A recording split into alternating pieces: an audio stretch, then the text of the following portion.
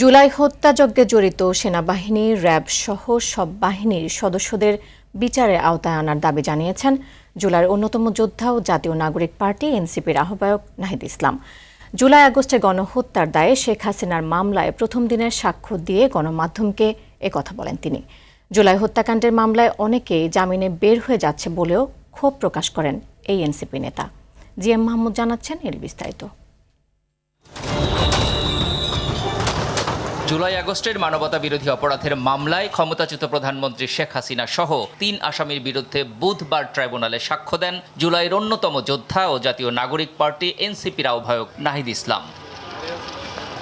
সাক্ষ্যতে জুলাই আন্দোলনের প্রেক্ষাপট ও ১৯ জুলাই পর্যন্ত কোটা সংস্কারের দাবিতে দেয়া তাদের কর্মসূচি দমনে আওয়ামী লীগ ও শেখ হাসিনার বিভিন্ন নিপীড়নমূলক কর্মকাণ্ড তুলে ধরেন নাহিদ। কিভাবে ডিজিএফআই আমাদেরকে চাপ প্রদান করেছে, পুলিশের ভূমিকা, ছাত্রলীগের ভূমিকা, অন্যান্য বাহিনীর ভূমিকা, আওয়ামী লীগের রাজনৈতিক নেতৃবৃন্দের বক্তব্য, তাদের ভূমিকা, এই বিষয়গুলো এসেছে, যেটা আমরা অভিজ্ঞতা লাভ করেছি আন্দোলনের সময়, সেই ঘটনাগুলোই আমরা বলেছি। এ সময় জুলাই হত্যাকাণ্ডের মামলায় অনেকেই জামিনে বের হয়ে যাচ্ছে দাবি করে নাহিদ বলেন, কে কোন বাহিনীর সেটা না দেখে হত্যাযজ্ঞে জড়িত সবাইকে বিচারের আওতায় আনতে হবে। পুলিশ সহ, মিলিটারি সহ অন্যান্য বাহিনীর যারা এই জুলাই গণঅভ্যুত্থান সহ গুমের ঘটনায় যুক্ত, তাদেরকেও যাতে বিচারের আওতায় আনা হয়, কোনো বাহিনীর দেখে যাতে কেউ পার পেয়ে না যায়। চিফ প্রসিকিউটর তাজুল ইসলাম বলেন, নাহিদ ইসলামের সাক্ষ্যের মধ্য দিয়েই শেষ হবে এ মামলার সাধারণ সাক্ষ্য গ্রহণ। যে ওনার সাক্ষ্য গ্রহণ সমাপ্ত হলে আর অন্য কোনো সাক্ষী আমরা প্রডিউস করব না।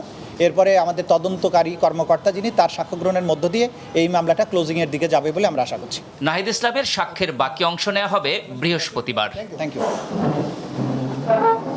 GM Mahmud, RTV, Dhaka.